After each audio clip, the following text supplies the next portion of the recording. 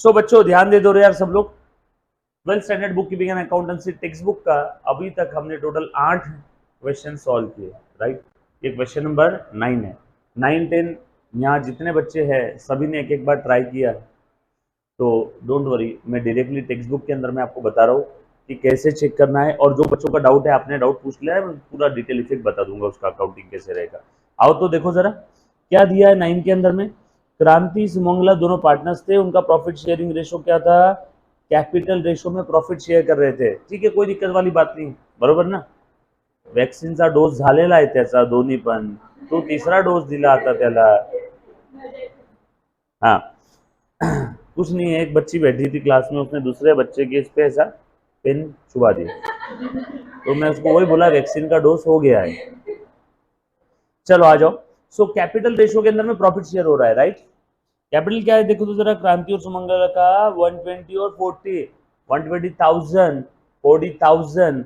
So ratio क्या हो जाएगा 120:40, मतलब क्या हो जाएगा 4:40, 4:3 यानी कि क्या हो जाएगा 3:1। सिंप्लीफाई कर दिया मैंने।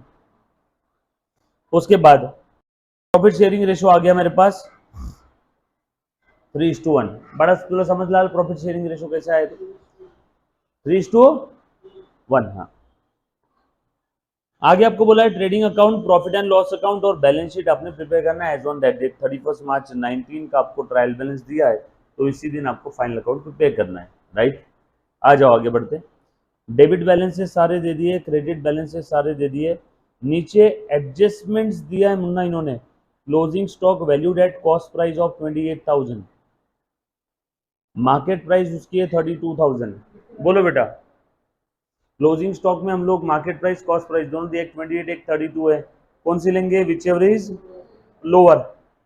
लोअर क्यों, कंजर्वेटिज्म कॉन्सेप्ट। क्लोजिंग स्टॉक की दो प्राइस है, आपने जो क्लोजिंग स्टॉक खरीदा था उसकी कॉस्ट प्राइस थी 28,000। स्टॉक माल खरीदा था ना, माल खरीदा, उसके बाद जो बच गया उस बचे हुए को आपने बोला क्लोजिंग स्टॉक। तो जो स्टॉक आपके पास बचा हुआ है उसकी कॉस्ट प्राइस है 28, मार्केट प्राइस है 32, तो हम लोग क्या लेंगे फाइनल अकाउंट में 28, whichever is lower. Reason conservatism concept. So next है insurance paid up to 30 June 19। ढूंढो ढूंढो इंश्योरेंस इंश्योरेंस इंश्योरेंस इंश्योरेंस कहाँ है रे बेटा, कहाँ गया इंश्योरेंस, दिख ही नहीं रहा है रे, कहाँ पे रे।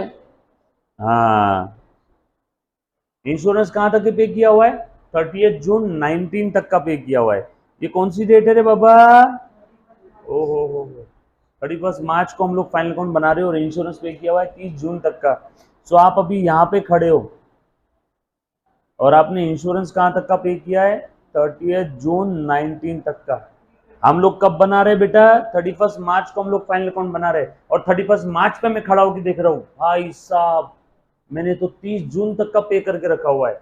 मैं आज ऐसा बोल रहा हूँ 31 मार्च को, तो बोलो मैंने आगे के कितने महीने का पे करके रखा हुआ है, अप्रैल मई और जून। जून महीना पूरा है ना 30 जून तक का, तो 3 महीने का इंश्योरेंस मैंने एडवांस में दिया है। मैं कहाँ खड़ा हूँ अभी 31 मार्च पे, मैंने कहाँ तक का इंश्योरेंस दिया है 31 जून तक का, तो 3 महीने का मैंने एडवांस दिया। तो इसके अंदर में ये 3 महीने का इंश्योरेंस जो भी रहेगा वो एडवांस रहेगा। अब मेरा आपसे छोटा सा सवाल है कि इसमें 3 महीने का इंश्योरेंस कितना, इंपॉर्टेंट एडजस्टमेंट है 1875। और कोई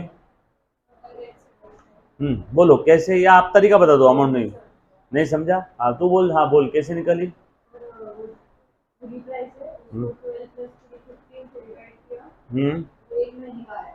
ओके ओके, डिवाइड 15 से किया, ओके। हाँ तू बोल बेटा। ओके इंटू 3 कर दिया, ओके ओके। चलो आ जाओ, इंश्योरेंस के बारे में अगर कुछ बोला नहीं है मुन्ना, तो हम लोग सोचते हैं इंश्योरेंस हमने कितने साल का दिया होगा, 1 साल का, बरोबर है क्या। 1 साल का इंश्योरेंस दिया होगा 7,500 क्वेश्चन में दिया हुआ इंश्योरेंस, 7,500 ट्रायल बैलेंस में दिया हुआ है, और 7,500 के बारे में कुछ बोला नहीं, तो कितने महीने का रहेगा वो 12 मंथ का, बरोबर है क्या। वो कितने मंथ का रहेगा 12 मंथ का। सो डिवाइडेड बाय, या फिर ऐसा बोलो ये 12 मंथ का है तो 3 मंथ का कितना, क्रॉस मल्टीप्लीकेशन, 4th स्टैंडर्ड चौथी कक्षा, यस और नो। हाँ मैं ले रहा हूँ बेटा, इसमें डाउट है ना। इंश्योरेंस 30 जून तक का दिया हुआ है। अच्छा, जब भी आप इंश्योरेंस प्रीमियम पे करते हो तो प्रीमियम ऐसा कोई कंपनी देगी आज तक जीवन में, सर एक काम करो 15 महीने का इंश्योरेंस प्रीमियम दे दो, नो। इंश्योरेंस प्रीमियम जब भी आप देते हो तो पर एनम, अगर कुछ बोला नहीं है तो कितने साल का दिया होगा, 1 साल का, 12 महीने का। तो 7,500 कितने महीने का है, 12 महीने का इंश्योरेंस है। तो हमें कितने महीने का चाहिए, 3 महीने का। क्यों, क्योंकि हमारे जो आगे के 3 महीने हैं हम लोग इस डेट पे फाइनल अकाउंट बना रहे हैं, और इस गधे ने इंश्योरेंस कहाँ तक का पे करके रखा हुआ है, 30 जून तक का। हो सकता है सर इसने कब लिया होगा इंश्योरेंस, फिर जरा बताना। तो इसने इंश्योरेंस लिया होगा 30 जून से 1 साल पीछे चले जाओ, 30 जून से 1 साल पीछे चले जाओ, कब लिया होगा, 1 जून, 1 जून को नहीं, उसने लिया होगा 1 जुलाई को, 1 जुलाई 2018 को उसने इंश्योरेंस लिया होगा, और 1 जुलाई 2018 को उसने 12 मंथ का पे कर दिया, 1 जुलाई से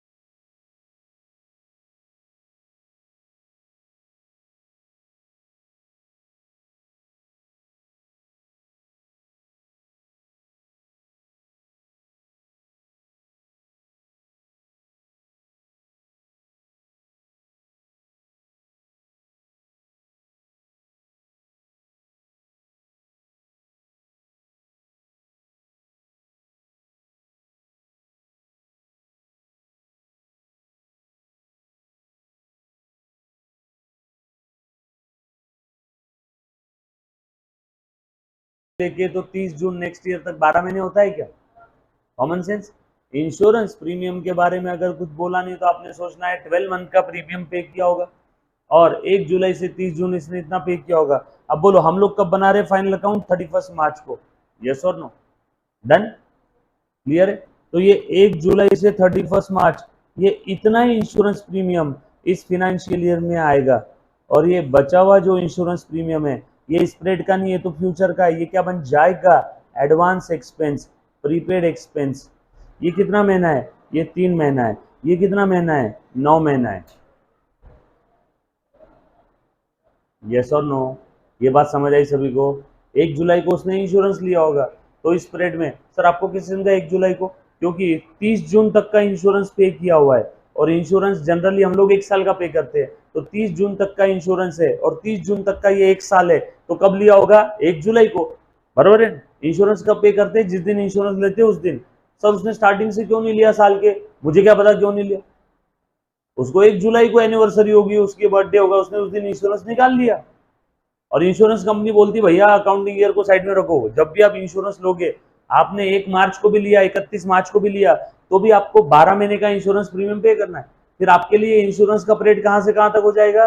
1 जुलाई से 30 जून, फिर अगले साल वापस 1 जुलाई से 30 जून। यस और नो? सर फिर हर साल 3-3 महीने का एडवांस दिखेगा। हाँ दिखने दो ना, अपने को क्या। क्लियर? डन? सो देखो ये 7,500 12 महीने का है तो 3 महीने का कितना? 12 महीने के कंपैरिजन में 3 महीना कितना? 1/4 है क्या? तो 7,500 का 1/4 निकाल लो। 7,500 का 1/4 निकाल लो, कितना आया? डन? केतकी कैसे बरोबर आया? ऐसे कैसे? केतकी बोली सर मैंने ऐसा किया डिवाइडेड बाय 15 इंटू 3, फिर भी उसका इत्तेफाक से हाँ तो 15 नहीं सोचना है। ऐसा बोला है क्या 15 महीने का है इंश्योरेंस हो, है ना? ऐसा बोला रहता कि इंश्योरेंस पेड फॉर 15 मंथ तो तेरा सही रहता, बट कुछ बोला नहीं है तो इंश्योरेंस 1 साल के लिए पे करते हैं हम लोग। आ जाओ पहले इंश्योरेंस वाली एडजस्टमेंट बता देता हूँ, कुछ बच्चों को इसमें डाउट है। आ जाओ मुन्ना ध्यान देना। सो ये जो एडजस्टमेंट था इंश्योरेंस का, देखो पहले ये देख रहे हैं insurance is paid up to 30 June 2019। चलो ढूंढो ढूंढो ढूंढो इंश्योरेंस कहाँ है, इंश्योरेंस कहाँ है, इंश्योरेंस कहाँ है? ये मिल गया इंश्योरेंस। अब बोलो इंश्योरेंस कहाँ लिखते रहे हम लोग? प्रॉफिट एंड लॉस अकाउंट के डेबिट में इंश्योरेंस पे एडजस्टमेंट, इसलिए ध्यान दे बेटा ठाकुर मैडम बघा इकडे इंश्योरेंस इनर कॉलम में लिखा होगा, इनर कॉलम में लिखा होगा। फिर बाद में हम लोग गए एडजस्टमेंट के ऊपर गए, हाँ एडजस्टमेंट में लिखा था इंश्योरेंस, ये लिख दिया इनर कॉलम में। फिर एडजस्टमेंट पढ़ा कि ऐसा लिखा हुआ है 30 जून 2019 तक का है और हम लोग ये कब बना रहे बेटा? हम लोग प्रिपेयर कर रहे हैं 31 मार्च को। इंश्योरेंस कहाँ तक का दिया है? 30 जून तक का। कितना प्रीपेड है, कितना एडवांस है? 3 महीना। 31 मार्च से 30 जून, 31 मार्च, मार्च तो गया, अप्रैल मई और जून पूरा 30 तक, मतलब 3 महीना है तो 3 महीने का एडवांस है। तो अब आपका सवाल सर इसमें से 3 महीने का कैसे ढूंढे? कुछ बोला नहीं है तो ये 7,500 कितने महीने के लिए रहेगा? 12 महीने के लिए। अब ये 7,500 12 महीने का है तो 3 महीने का कितना? 12 महीने के लिए 7,500 तो 3 महीना, 3 महीना यानी 1/4 ना, 12 महीने का 1/4 25%। यस और नो? क्लियर है? तो हम लोग उस हिसाब से निकाल सकते हैं 7,500 का 1/4, या फिर ऐसे भी करो is for 12 month, then how much for 3 month? So 7,500 divided by 12 into 3। कैसे किया मैंने? ये इसके बाद में सर ये कैसे लिखा ये बता दो। बहुत सिंपल गावरान लॉजिक है, बाकी मेरा मैथ्स तो इतना स्ट्रांग नहीं है लेकिन मैं गावरान लॉजिक बता रहा हूँ।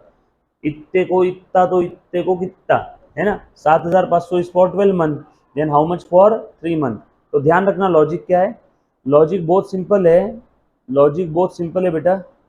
ये दोनों एक साथ नहीं आने चाहिए, एक साथ मतलब दोनों या तो न्यूमरेटर न्यूमरेटर या डिनोमिनेटर डिनोमिनेटर में एक साथ नहीं चाहिए। ये 7,512 ये एक साथ नहीं चाहिए, मतलब ना ही दोनों डिनोमिनेटर में चाहिए ना ही दोनों न्यूमरेटर में चाहिए। तो ये है कंडीशन नंबर 1। और ये 12 और 3 ये भी एक साथ नहीं चाहिए, ये है कंडीशन नंबर 2। बस दोनों कंडीशन अगर आपने सेटिस्फाई करना है तो इस ब्रह्मांड में आपके पास ऐसा लिखने के अलावा ऑप्शन नहीं है। चलो मैं चेक करके बताता हूँ। देखो 7512, 7500 ऊपर है न्यूमरेटर नुम नुम, और ये 12 कहाँ पे है डुम डुम डिनोमिनेटर, यस और नो, है क्या एक साथ दोनों भी? नो। दूसरी कंडीशन भी सेटिस्फाई हो रही है, 12 और 3 भी एक साथ नहीं है, 12 कहाँ पे है डिनोमिनेटर में, 3 कहाँ पे है न्यूमरेटर में। अगर ये दोनों कंडीशन सेटिस्फाई करना है तो इसके अलावा लिखने का और कोई चांसेस नहीं, ये कोई किताब में देखने नहीं मिलेगा आपको। किताबों के अंदर में बहुत अलग तरीके से, और बच्चे चौथी कक्षा में क्रॉस मल्टीप्लिकेशन पढ़े थे, वैसे उनको पसंद नहीं था वो टॉपिक रेशो प्रोपोर्शन। तो ये गावरान तरीका है ध्यान रखने के लिए, बरोबर है क्या? नहीं तो बच्चे इसमें उल्टा कर देते हैं, गलत आ जाएगा आंसर। तो क्या किया मैंने, ये दोनों एक साथ नहीं आने दिए और ये दोनों एक साथ नहीं आने दिए, तो मेरे पास ऐसा लिखने के अलावा और कोई भी ऑप्शन नहीं था। एकदम गावरान तरीका है, जिसको मैथ्स आता होगा ना बहुत अच्छे से वो सोच रहा हूँ सर इतना क्यों एक्सप्लेन कर रहे हैं बेटा, 80% बच्चों को दिक्कत आती है इसमें, इसलिए मैं एक्सप्लेन कर रहा हूँ। एंड और उन 80% बच्चों में बचपन में मैं भी था मैथ्स में, है ना। बाकी रेशो प्रोपोर्शन के रूल से भी बता सकता हूँ आपको, लेकिन वो रूल समझाऊंगा उससे चाहे सीधा शॉर्टकट है ना, यस और नो।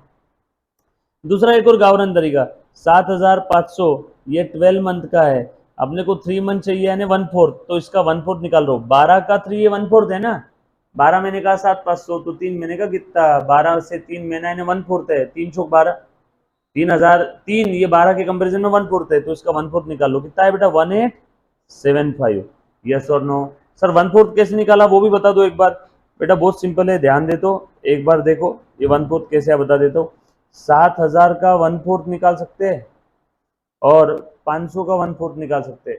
7000 का 1/4 कितना आएगा रे बेटा, करो तो कैलकुलेशन, है ना, 15 चौक 60 नहीं, 16 चौक 64 नो, 17 चौक 68, 1700 तो आ रहा है, 1700 तो आ रहा है, यानी 6800 का 1/4 1700, और बचे कितने 200, 200 का 1/4 50, हो गया क्या 6800 और 200 7000 हो गया।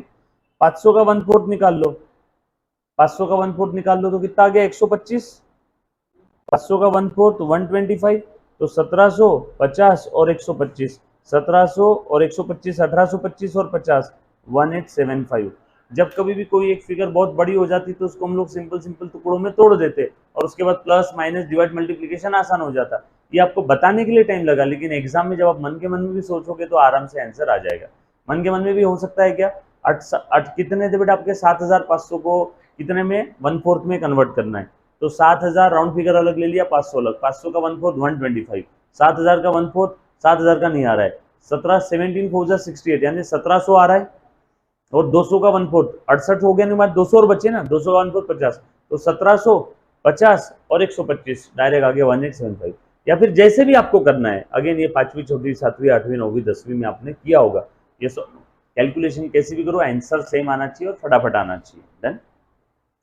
चलो अब अच्छे से ध्यान देना, इन्होंने बोला था इंश्योरेंस जो पे किया हुआ है वो इंश्योरेंस कितना है बेटा 7500, और ये 7500 के बारे में कुछ बोला नहीं है, मतलब ये 12 मंथ का है, तो 3 मंथ का एडवांस कैसे निकालेंगे 1875 बता दिया बेटा।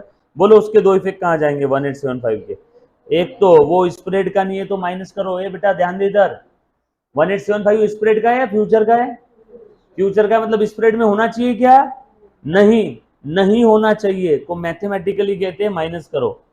सो प्रीपेड माइनस कर देंगे 1875 और आउटर कॉलम में जो भी फिगर आएगी लिख देंगे। दूसरा इफेक्ट कहाँ जाएगा उसका, बैलेंस शीट के असेट साइड में, ये प्रीपेड इंश्योरेंस 1875। ये समझ में आया इंश्योरेंस का एडजस्टमेंट सभी को पक्का, अभी क्लियर है, डन, वेरी गुड, ठीक है आ जाओ, ओके ग्रेट ग्रेट। नेक्स्ट है बेटा आगे और पढ़ते हैं, अगला एडजस्टमेंट देखो, आउटस्टैंडिंग एक्सपेंसेस वेजेस 800 और सैलरी 700, बोलो इसके दो इफेक्ट कहाँ रहेंगे फटाफट से, वेजेस और सैलरी, वेजेस और ओके, आउटस्टैंडिंग एक्सपेंसेस क्या करते हैं हम लोग, रिस्पेक्टिव एक्सपेंस में उसको ऐड कर देंगे, रिस्पेक्टिव एक्सपेंसेस में ऐड कर देंगे।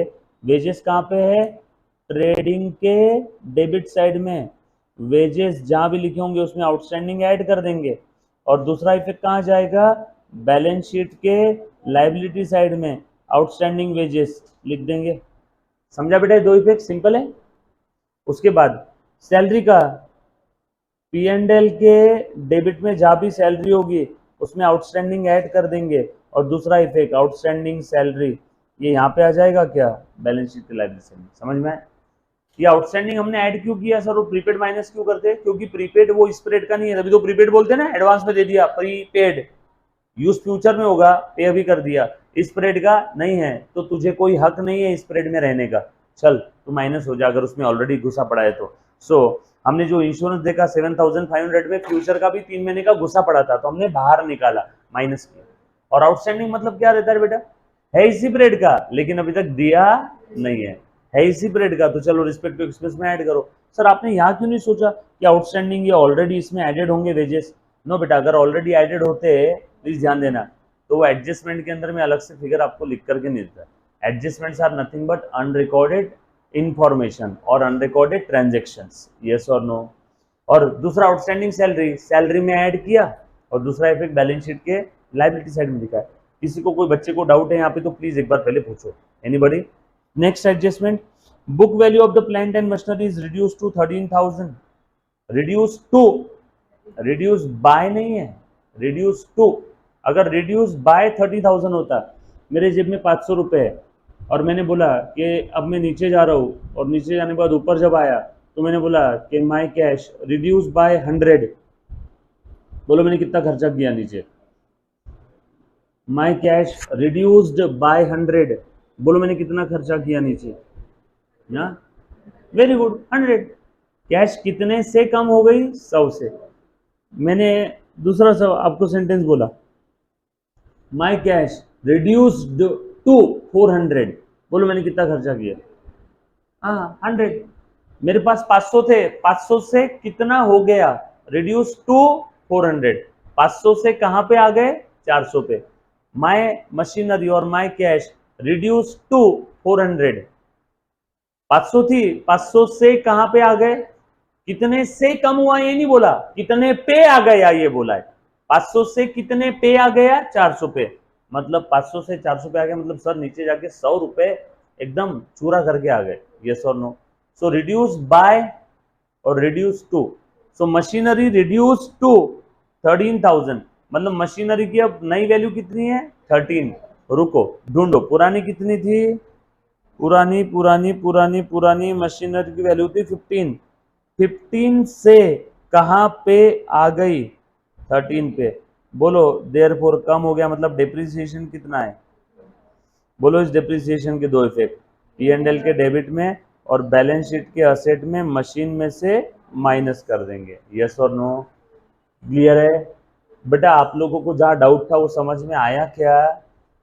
उसके बाद नेक्स्ट एडजस्टमेंट है बेटा, डेप्रिसिएट फर्नीचर बाय 5%, बोलो कहां जाएंगे इसका इफेक्ट बेटा, फर्नीचर फर्नीचर फर्नीचर फर्नीचर कुठे गेला फर्नीचर बड़ा, हाँ 12,500 का 5% कैसे निकालेंगे बताओ, 12,000 का 5% कितना आया, 600, और 500 का 5% कितना है, 25 रुपए, तो 625, यस और नो। तो 625 आ गया डिप्रिसिएशन। बोलो उसके दो इफेक्ट अगेन, P&L के डेबिट में, और फर्नीचर कम हो जाएगा बैलेंस शीट के एसेट से। उसके बाद रे बड़ा लक्ष्य दे, हाँ provide further bad debt 800, further नवीन आणखी और एडिशनल फर्दर नए बैड डेट है। बोलो क्या करेंगे इसके दो इफेक्ट, एक तो P&L के डेबिट साइड में बैड डेट के अंदर में ऐड हो जाएगा, देखो अपर साइड वाला एरो मतलब बढ़ गए बैड डेट, यस और नो। और उसके बाद दूसरा बैलेंस शीट, वेरी गुड, की फुल फॉर्म में भैया आज बैलेंस शीट के असेट साइड में डेटर से कम हो जाए, क्योंकि पैसा डूबा मतलब डेटर्स बढ़ते या कम होते हैं, लिख लिया बराबर, पक्का डन। उसके बाद goods worth ₹3,000 distributed as a free sample, अच्छा फ्री में माल दिया, बेचा नहीं, माल दिया फुकट।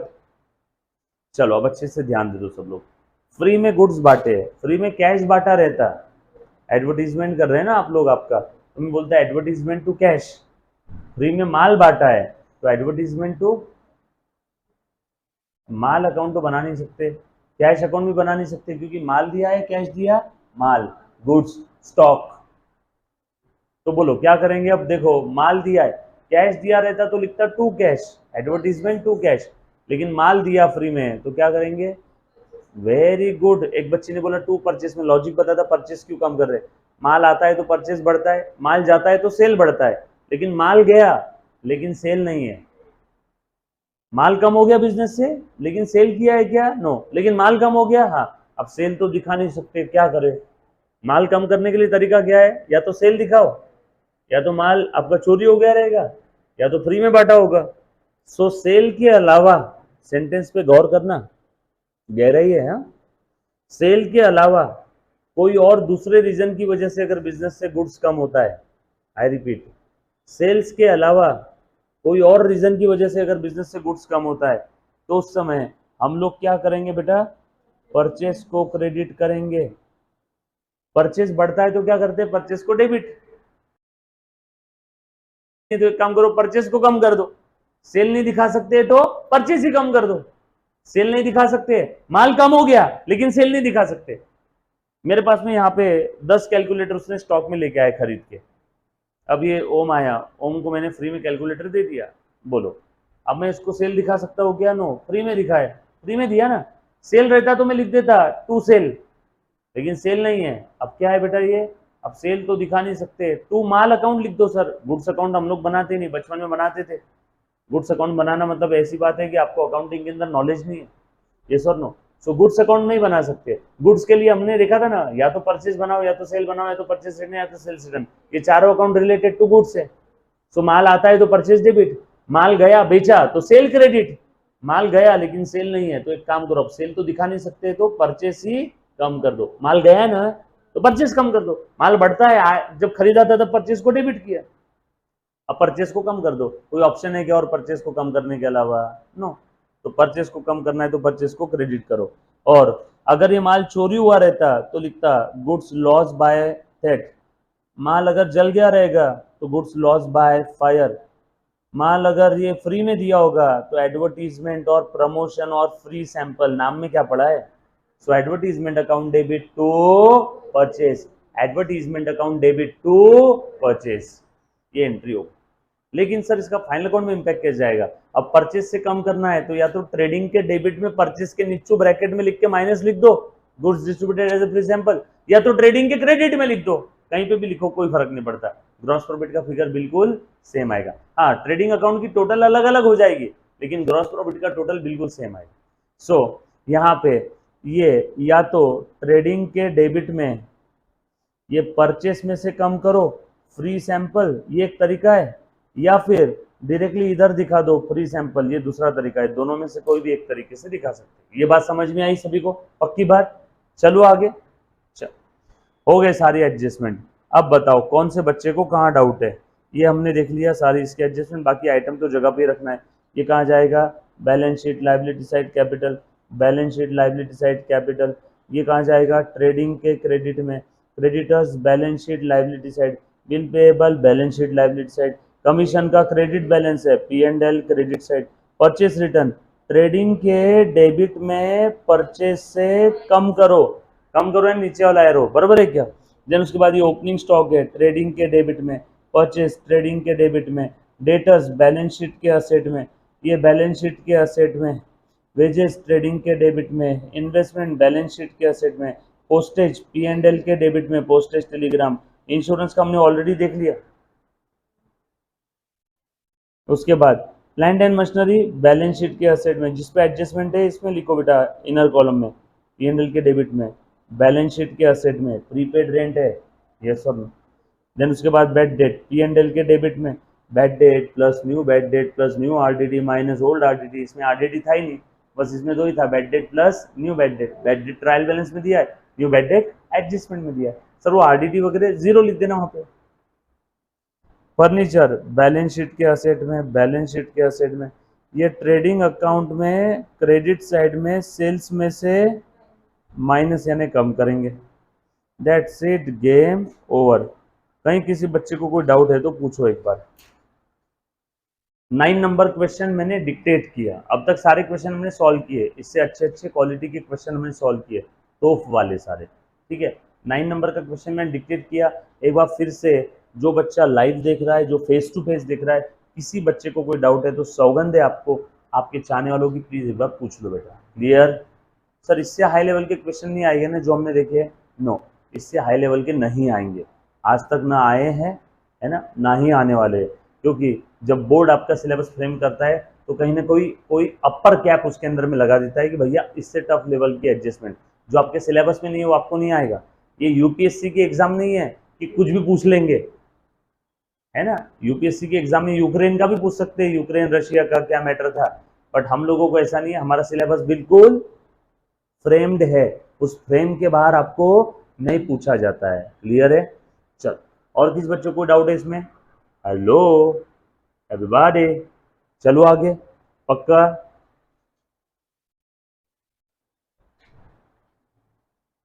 Next 10 number question.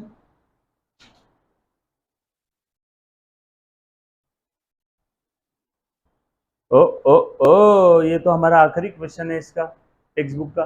चल बोल रहे मुन्ना, 10 हो गया तेरा? हो गया पक्का? सभी का किया? 10 में किसी बच्चे को डाउट है? आप, हाँ आपको डाउट था ना?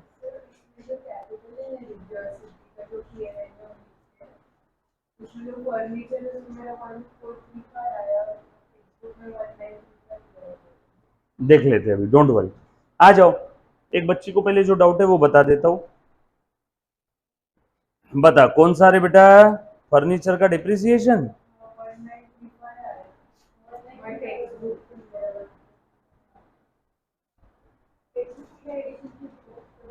वन 1935 है ना? तेरा 1435 आया? हाँ तो निकाल लेते हैं डिप्रिसिएशन, उसमें क्या है। हाँ अभी देखो, बता रहे बेटा depreciation land and building, furniture का बोल रही ना? फर्नीचर पे 5% है। एक बच्ची को क्वेश्चन नंबर 10 में फर्नीचर के डिप्रिसिएशन में डाउट है। प्लीज अगर आपको भी होगा तो अच्छे से देखो, ठीक है, चिंता मत करना।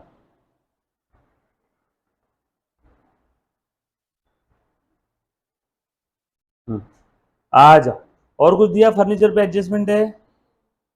बस इतनी चीज, सिर्फ 5% डिप्रिसिएशन का है। नया फर्नीचर लाया, तोड़ा, बेचा, कुछ किया नहीं, 5% का डिप्रिसिएशन है। बरोबर है क्या? क्या बोला है? Depreciate land and building 10%, furniture bye 5%। ढूंढो ढूंढो ढूंढो, फर्नीचर कितना है बेटा? 38,700। और कोई फर्नीचर के बारे में कोई इंफॉर्मेशन कहीं भी कुछ दी है? नो। तो 38,700, इसको 3 टुकड़ों में तोड़ दो, 30,000, 8,000 और 700, निकाल लो सबका 5%। इसका 5% कितना आया? 1500। इसका 5% 40 रुपए, बरोबर ना?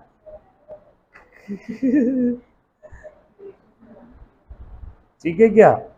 1540, और ये कितना आ गया है यहाँ पे? कितना आ रहा है बेटा?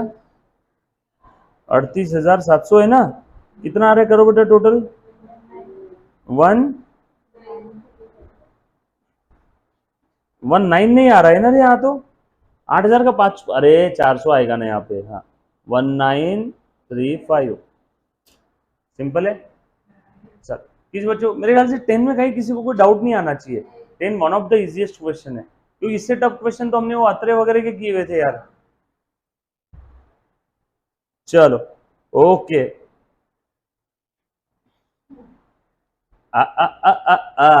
अब आप लोगों ने जवाब देना है। क्वेश्चन आंसर सेशन स्टार्टेड, ठीक है। ओम भैया, इसके बाद जो टॉपिक रहेगा वहां से आपको सारी चीजें समझ में आएगी। और आपको एक्सेस मिल गया ऐप का, मैं अभी बोल देता हूँ, तो आपको जो जो लेक्चर्स हो गए ना वो प्रॉपर आप देख पाओगे। ये बच्ची ने 2 दिन में सारे लेक्चर कवर कर लिए, तो आपसे भी मैं 2 दिन, है ना, मुझे उम्मीदों पे मतलब मेरी उम्मीदों पे आप खरे उतरना है, ऐसा मैं उम्मीद कर रहा हूँ, ठीक है। और वो लेक्चर देख लेना एक बार, छोड़ना मत, ठीक है। और वैसे जून में मैं वापस लेने वाला हूँ, बट फिर भी cherry on the cake extra है तो क्या। चलो आ जाओ।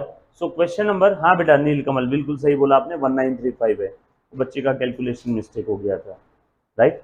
आ जाओ, अब आप लोगों ने जवाब देना है, ठीक है। बोल रहे बेटा, बोलो सिद्धू, कुछ बोल रहे?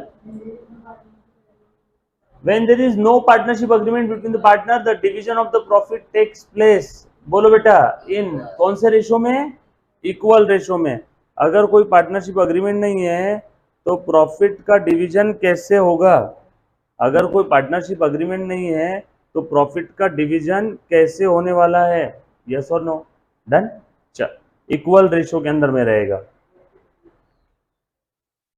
हाँ प्रथमेश बिल्कुल सही बोला बेटा, first A option, A option.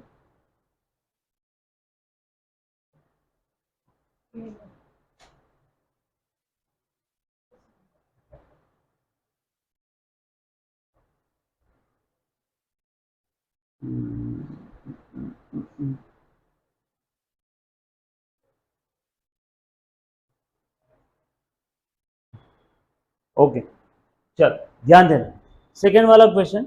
अच्छा इक्वल रेशो मतलब कहाँ पे दिया है ये इक्वल रेशो? थोड़ा सा डिटेल डिस्कशन, जरूर थोड़ी कि सेम क्वेश्चन आएगा। एक क्वेश्चन से रिलेटेड हम लोग 3-4 एमसीक्यू बना सकते हैं। बोल। Very good. Indian partnership act 1932। हाँ 32। सो क्या बोलता है बेटा, देखो प्लीज ध्यान देना जो बच्चे नहीं थे। अगर प्रॉफिट शेयरिंग रेशो के बारे में पार्टनरशिप डीड में या अग्रीमेंट में अगर कुछ दिया नहीं है तो हम लोग, अग्रीमेंट अगर किसी मुद्दे पे साइलेंट है, अग्रीमेंट में अगर कोई मुद्दा नहीं लिखा है, तो वहां पे हम लोग किससे फॉलो करेंगे? इंडियन पार्टनरशिप एक्ट को। और इंडियन पार्टनरशिप एक्ट कहता है कि अगर प्रॉफिट शेयरिंग रेशो के बारे में कुछ नहीं बोला है तो कितना रहेगा? इक्वल। फिर किसी का कैपिटल ज्यादा किसी का कम है तब भी इक्वल, किसी ने जीरो कैपिटल लाया किसी ने सारा कैपिटल लाया तब भी इक्वल। हो सकता है एक के पास स्किल है एक के पास पैसा है। यस और no? So Indian partnership act क्या कहता है बेटा? इक्वल रहेगा। अच्छा एक और चीज बताओ, बोल बेटा। इंटरेस्ट ऑन लोन के बारे में कुछ बोला नहीं तो कितना रहेगा? साइलेंट है। हाँ गलत, जीरो नहीं है, 6%। तूने जीरो बोला ना, किसी ने जीरो नहीं बोला, किसी ने? चलो ठीक है, वेरी गुड, बच्चे सही बोल रहे हैं। 6% भी गलत है, 6% per annum simple interest. Yes और नो? पर एनम कौन बोलेगा? चल ध्यान देना। सो अगर पार्टनरशिप डीड साइलेंट है तो इंटरेस्ट ऑन, अरे इसको क्या हो गया? अरे पार्टनरशिप डीड अगर साइलेंट है तो interest on capital zero, interest on drawing zero, interest on loan taken from partner 6%, interest on loan taken from partner 6% per annum simple interest. उसके बाद profit sharing ratio equal, salary और remuneration to partner, salary commission और remuneration to partner zero. Sir ये सब क्या चीज है? 1 2 3 4 5। सो अगर पार्टनरशिप डीड या अग्रीमेंट साइलेंट है इन सारे पॉइंट्स के ऊपर में, तो इंडियन पार्टनरशिप एक्ट कहता है interest on capital, interest on drawing, remuneration zero zero zero, interest on loan taken from the partner, firm ने पार्टनर से लोन लिया, फर्म ने पार्टनर से लोन लिया तो उस लोन के ऊपर फर्म कितना इंटरेस्ट पे करेगी? उसे 6% पर एनम। यस और नो? चल कितने सारे एमसीक्यू हो गए? 5 एक के साथ। To find out the net profit और loss of the business, please ध्यान देना, to find out the net profit और loss of the business dash account is prepared. बोलो बेटा, नेट प्रॉफिट लॉस के लिए कौन सा अकाउंट बनाते हैं हम लोग? सिंपल, दूध पिता बच्चे बोले profit and loss account. A dash is an intangible asset, बोलो goodwill. In the absence of agreement, interest on loan और advance by the partner to the firm, partner ने फर्म को दिया तो कितना है बेटा? 6%। एक ऑप्शन और दिया रहता 6% पर एनम, तो बोलो ज्यादा करेक्ट क्या रहता? 6% पर एनम। किसने बोला? इंडियन पार्टनरशिप एक्ट ने। फटाफट से जवाब देना है बेटा आपने। यस। ए बेटा आगे के जवाब कौन देगा रे? एक ही बस पहले वाले क्वेश्चन का आपने जवाब दिया बॉस, आगे के भी जवाब दो। 5th नंबर का चल रहा है, liability of the partners in a partnership business is, बोलो बेटा लाइबिलिटी ऑफ द पार्टनर कैसी रहेगी? अनलिमिटेड। बरोबर है ना? सर अनलिमिटेड लाइबिलिटी मतलब क्या? अगर पार्टनरशिप फर्म के सारे पैसे खत्म हो जाते हैं, पार्टनरशिप फर्म के पास सफिशिएंट एसेट नहीं है टू पे ऑफ इट्स लाइबिलिटी, तो जो पार्टनरशिप फर्म के क्रेडिटर्स है वो पार्टनर्स की पर्सनल स्टेट बिकवा के भी पैसा वसूल कर सकते हैं। मतलब पार्टनरशिप फर्म के केस में प्लीज ध्यान देना, पार्टनरशिप फर्म के केस में पार्टनर्स का लाइबिलिटी अनलिमिटेड है, अगर फर्म का असेट सफिशिएंट नहीं है तो पार्टनर की पर्सनल असेट तक बिक जाएगी टू पे of the liability of the partnership firm, right. चलो आगे। सो इसीलिए अनलिमिटेड बोला जाता है। अच्छा, एक और चीज, कंपनी के केस में उसके शेयर होल्डर्स का लायबिलिटी कैसा है? Limited, limited up to the unpaid part of the और unpaid capital, unpaid part of the capital और अनपेड कैपिटल बोल देना, यस और नो। देखेंगे कंपनी में, डोंट वरी, चिंता मत करना, कंपनी आएगा तो बताऊंगा। उसके बाद सर 12th में है क्या कंपनी? ऑब्वियस सी बात है भैया, है। शेयर्स और डिबेंचर्स दो टॉपिक है। Indian partnership Act is in force since 1932। उसके बाद maximum number of the partners in a firm are dash according to एप्टे। मिनिमम कितने? 2, मिनिमम 2, मैक्सिमम 2 नहीं 2, मिनिमम 2। उसके बाद राइट वन वर्ड और phrase which can substitute each of the following sentence. फटाफट से बता रहे बेटा।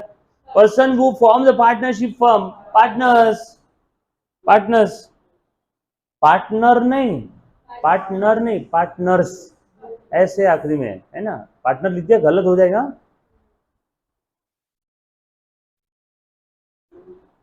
पार्टनर्स, अमाउंट ऑफ कैश और goods withdrawn by the partner from the business from time to time. बोलो बेटा। अब वो पार्टनरशिप फर्म ही नहीं, अगर ओनर भी रहता, सोल प्रोप्राइटरी भी रहती, तब भी जो विड्रॉल रहता उसको हम लोग क्या बोलते हैं? Drawings.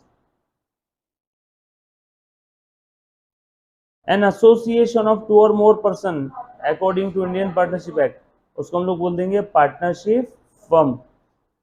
Act under which the partnership firm are regulated, Indian partnership act 1932, IPA 1932। लिख रहे हो ना सब लोग? आगे, process of entering the name of the partnership firm in the register of registrar. मालूम है आप लोगों को? Process, very good, registration. अभी तो बोला ना, तो बोला कि नहीं बोला? बोला।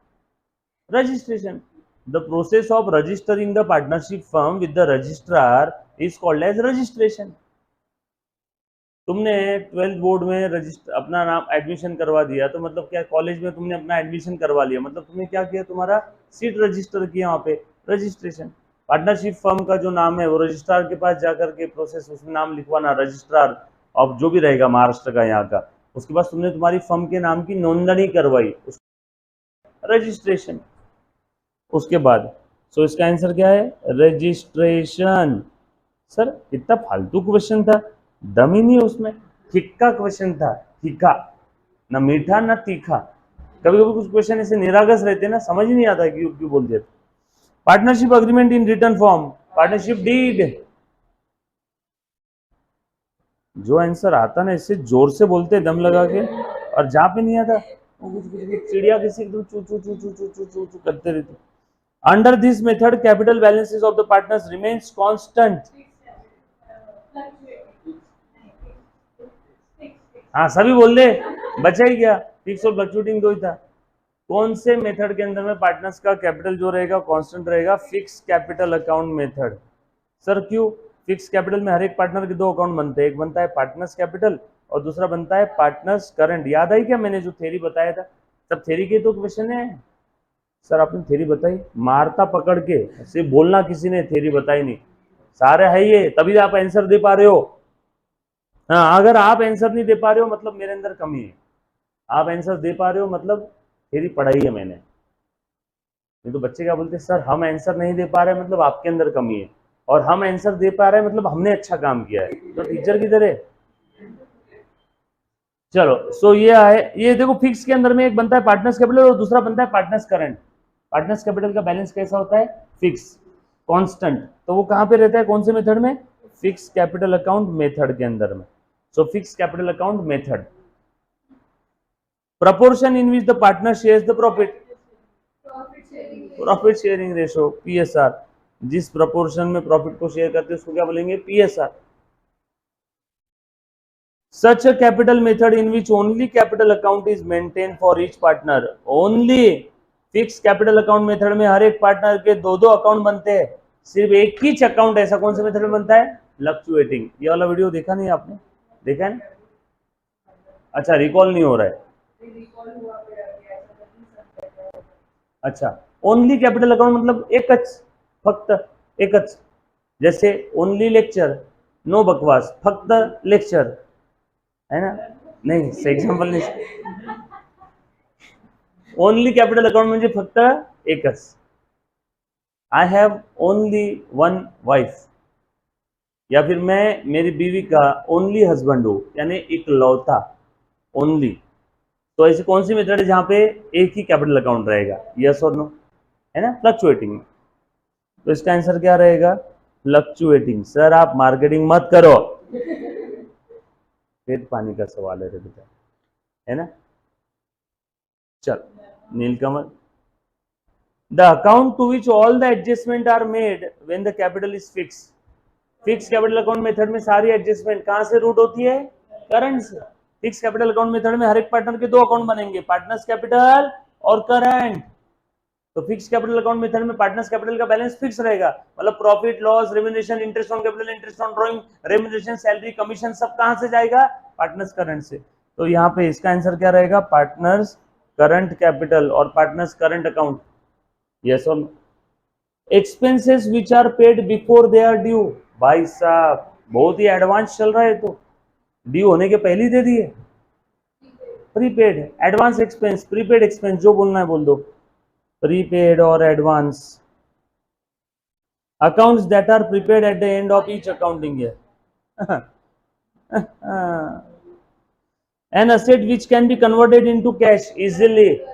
Current asset. ठीक है, डन. सब लोग साथ में है क्या? ए बाबा, हाँ, वेरी गुड. पल्लवी, पल्लवी कहाँ थी रे बेटा तू? Order in which the fix assets are recorded first in the balance sheet. बोलो बेटा. फिक्स असेट हम लोग, हाँ आप ध्यान देना, ये आपने 11th में पढ़ा हुआ है, 12th में पूछ लिया. क्रोनोलॉजिकल नहीं, मैंने आपको 12th में भी बताया हुआ है, भूल गए ना आप लोग? चलो ये देखो तो, ये बैलेंस शीट का एक फॉर्मेट है. इसमें फिक्स ऊपर, करंट नीचे, बरोबर है क्या? ये ऊपर में कैपिटल, फिर लॉन्ग टर्म लाइबिलिटी, और नीचे क्या रहेगा? Current liability. तो लॉन्ग टर्म आइटम ऊपर, शॉर्ट टर्म नीचे. इसको कौन सा अप्रोच बोलते हैं? परमानेंस. और एक और फॉर्मेट है, करंट असेट ऊपर, फिक्स असेट नीचे, करंट लाइबिलिटी ऊपर, फिर लॉन्ग टर्म, और सबसे लास्ट में कैपिटल. इस अप्रोच को कौन सा अप्रोच बोलते हैं? Liquidity approach. Liquidity, LIQUIDITY. Liquidity मतलब ऐसी एसेट जो लिक्विड में जल्दी कन्वर्ट हो जाती है, ऐसी लाइबिलिटी जिनको जल्दी लिक्विड देना पड़ेगा, वो पहले लिखो. मतलब कौन सा अप्रोच है? Liquidity approach. और उल्टा कर दिया, लॉन्ग टर्म ऊपर, परमानेंट वाली एसेट पहले, तो उसको हम लोग कौन सा बोलते हैं? Permanence approach. वेरी गुड बेटा. क्या बोले बेटा? कौन सा फॉर्मेट बोल रही है? कोई दिक्कत नहीं है, कोई नंबर वगैरह ऐसा सच करते नहीं है. हाँ, एमसीक्यू आए ना अभी इस पे. क्लियर बेटा? इधर ऑल सेट होगा. Done done. परमानेंस अप्रोच और शॉर्ट टर्म ऊपर लिखा, तो ये लिख लो बेटा, ये लिख लो. ये मैंने बताया था मेरे ख्याल से, और ये भी बोला था टेक्स्ट बुक में कहीं पे नहीं दिया हुआ है. सर ये दोनों अप्रोच है, इनको हम लोग क्या बोलते हैं? जैसे ये है order of liquidation. Order of liquidation. ए मुन्ना वापस ध्यान दे, रुको मैं लिखवा के दे देता हूँ. ए मुन्ना देख तो, order of liquidation.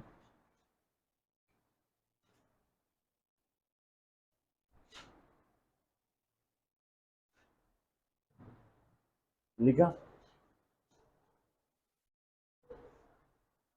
Order of liquidation में फिक्स ऊपर, करंट नीचे, इसको बोलते हैं परमानेंट और परमानेंस अप्रोच. करंट ऊपर, फिक्स नीचे, इसको बोलते हैं liquidity approach.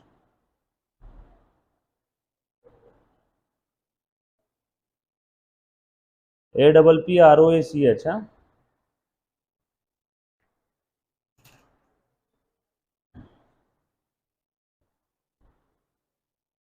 Permanence and liquidity, PERMENANCE।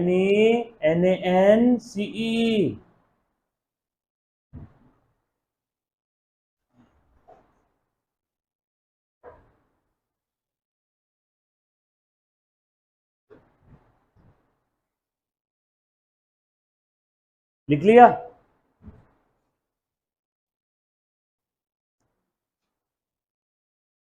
क्या बोला इन्होंने? पूछो कौन सा अप्रोच है? Permanence approach. अगर ऑब्जेक्टिव क्वेश्चन में आए तो परमानेंस अप्रोच को फर्स्ट चांस देना। अगर परमानेंस अप्रोच नहीं मिला तो इन दोनों को हम लोग क्या बोलते हैं प्यार से? Order of liquidation. समझ में आया क्या? ये दोनों भी है क्या? परमानेंस बोलो या लिक्विडिटी बोलो, है क्या ultimately? Order of liquidation. The account in which the selling expense of the business are recorded. Very good. Profit and loss account. Very good. चलो आगे।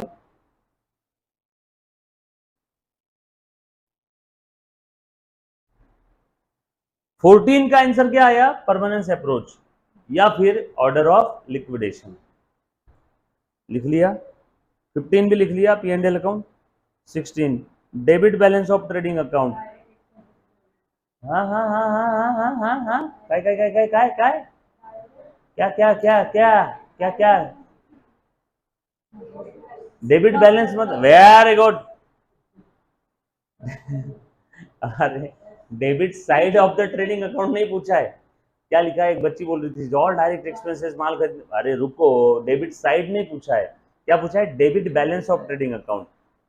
ट्रेडिंग अकाउंट का डेबिट बैलेंस का हिंदी भाषा में अर्थ है ट्रेडिंग अकाउंट की डेबिट साइड की total ज्यादा है, तभी उसका बैलेंस कौन सा आया? Debit balance. डेबिट बैलेंस म्हणजे डेबिट साइड की टोटल ज्यादा, डेबिट साइड की टोटल ज्यादा।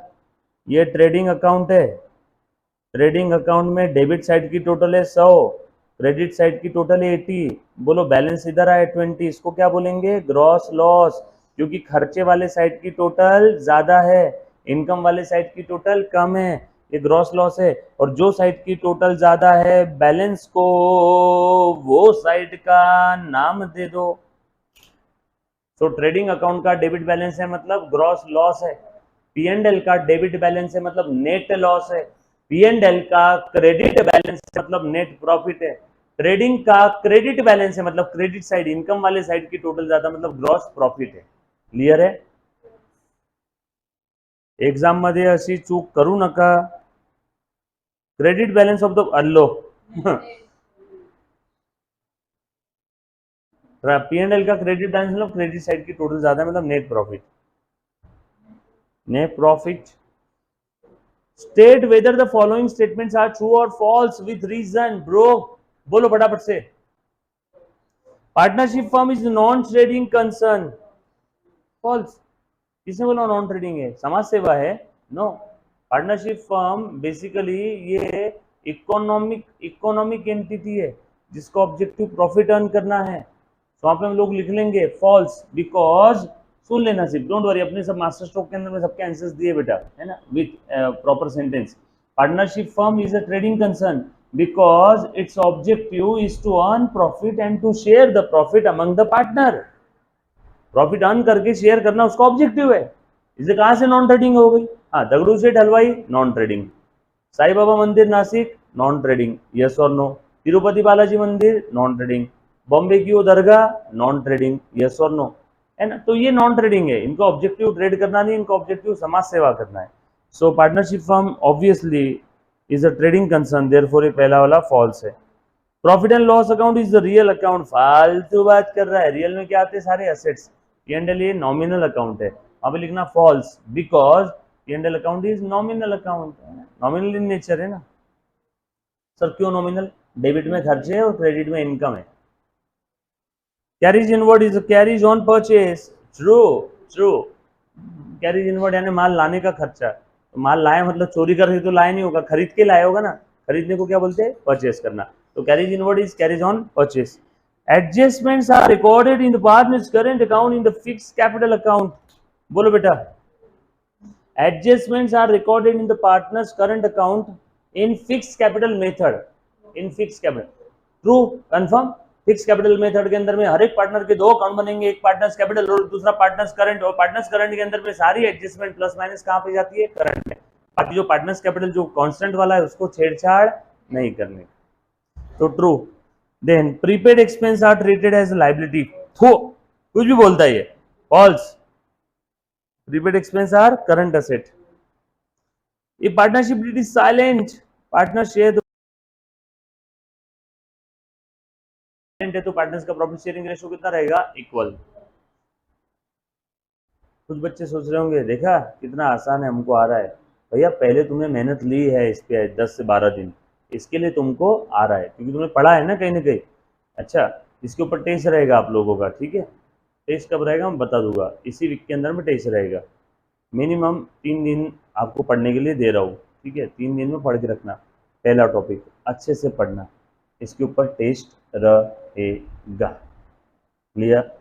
पक्का। Balance sheet is an account. एक ही बच्चे ने इतनी जल्दी आंसर दिया, बाकी बच्चे नहीं बोले। क्या है बेटा? बैलेंस शीट अकाउंट नहीं है तो it is a statement, it is a positional statement. आज मेरे पास गाड़ी है, बंगला है, कार है, मतलब मैं मेरी असेट साइड बता रहा हूँ। आज मुझे इतना इतना लोगों को देना है, मतलब मैं लायबिलिटी साइड बता रहा हूँ। मतलब it is a positional statement, not an account. Therefore false. Wages paid for installation of machinery is revenue? No. Basics of accounts में देखा था, असेट को खरीदने से लेके असेट को रेडी फॉर यूज करने तक जो जो नेसेसरी खर्चे लगाते हैं वो सारे असेट की कॉस्ट में ऐड होंगे, असेट की कॉस्ट में कैपिटलाइज होंगे, मतलब वो कैपिटल एक्सपेंडिचर है। रेवेन्यू एक्सपेंस कौन से होते हैं? ट्रेडिंग P&L के डेबिट वाले। Installation expense of the asset, of an asset, वो असेट में ऐड होता है, मतलब वो असेट है, मतलब वो कैपिटल एक्सपेंडिचर है, नॉट रेवेन्यू। डोंट वरी, ये चीज आगे भी और बहुत बार आने वाली है। एनपीओ टॉपिक के अंदर में 50 बार आएगा। कितने बार? 50 बार। सो चिंता मत करना, अगर ये वाला किसी को समझा नहीं होगा तो काळजी करू नका। एनपीओ टॉपिक मध्ये हे 50 वेळा येणार।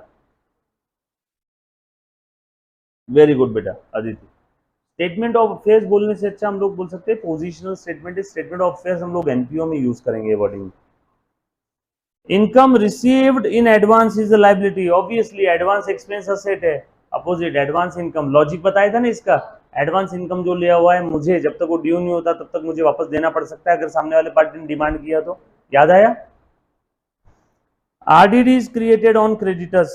फालतू बात है, आरडीडी किस पे क्रिएट करते हैं? डेटर्स पे। Depreciation is not calculated on the current asset. True. Depreciation किस पे निकालते हैं? लैंड तो फिक्स असेट है, एक्सेप्ट लैंड। तो ऐसे कितने एक्सेप्ट करते रहेगा? छोड़ो ना, इतना क्यों थक रहे हो? डिप्रिसिएशन डिप्रिसिएबल असेट पे निकालते हैं। अगला सवाल, सर डिप्रिसिएबल असेट कौन सी है? अब थको, अब बोलो सर वो 4 कंडीशन अगर कोई असेट पूरी करती है, बोल गेट किए। बिजनेस पर्पस के लिए यूज करना चाहिए, उसकी useful life more than 1 year होनी चाहिए, लिमिटेड होनी चाहिए और मोर देन 1 ईयर होनी चाहिए। बिजनेस पर्पस के लिए यूज होना चाहिए, बराबर है ना? और उसकी ओनरशिप हमारे पास होनी चाहिए। अगर ये 4 कंडीशन कोई असेट पूरी कर रही है तो ही वो डिप्रिसिएबल है, अदरवाइज वो डिप्रिसिएबल। और करंट असेट इसमें कौन सी कंडीशन पूरी नहीं कर रही है? उसकी लाइफ मोर देन 1 ईयर होनी चाहिए। Current asset generally with in a year he cash में कन्वर्ट हो जाती है, उसका बैलेंस चेंज हो जाता है। यस और नो? उसके बाद goodwill is an intangible asset. True. True. Intangible अदृश्य, देख नहीं सकता, छू नहीं सकता, टच नहीं कर सकता। Indirect expense are debited to trading. No, P&L में डेबिट करते हैं, तो ये फॉल्स है। Bank loan is current liability. No, अगर कुछ बोला नहीं है तो बैंक लोन ये लॉन्ग टर्म लाइबिलिटी है। बैंक ओडी करंट है, बैंक ओडी करंट है। Net profit is debit balance of the profit and loss account. Yes, profit and loss का डेबिट बैलेंस मतलब क्या है? Net profit. All set? बोल बोलना। हो, सो सॉरी, मैं चेक कर रहा था आपको ध्यान है कि नहीं, मैं चेक कर रहा था। नेट ये क्रेडिट बैलेंस होना चाहिए, इसलिए फॉल्स। ये क्लास में सिर्फ इसी का ध्यान है सिद्धार्थ का, भाई ये तो गुड नहीं गुडेस्ट है। सो क्रेडिट बैलेंस रहा नेट प्रॉफिट, क्रेडिट साइड की टोटल ज्यादा, डेबिट बैलेंस रहा तो नेट लॉस। बोलते समय हमने पहले से ही बोला था। चलो, अति घाई संकटात नहीं, अति घाई संकटात जाई। चलो यार, इतना कह के मेरे दो छोटे से प्यारे से शब्द आज मैं समाप्त कर रहा हूँ। Done, it's already more than hour I think. और अपना जो है आज तक जो भी पढ़ाया वो प्लीज़ रिवाइज कर लो, उसको पेंडिंग मत रखना।